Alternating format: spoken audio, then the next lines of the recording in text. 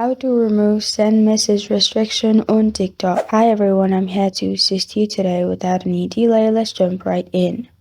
First, open TikTok on your device, and if you're having issue sending message, what you can do is go to your profile at the bottom right. Here, click on the three lines at the top right. Click on settings at the top right, and then click on account. After you're in account, click on switch to business account. Make sure you switch your account to business account.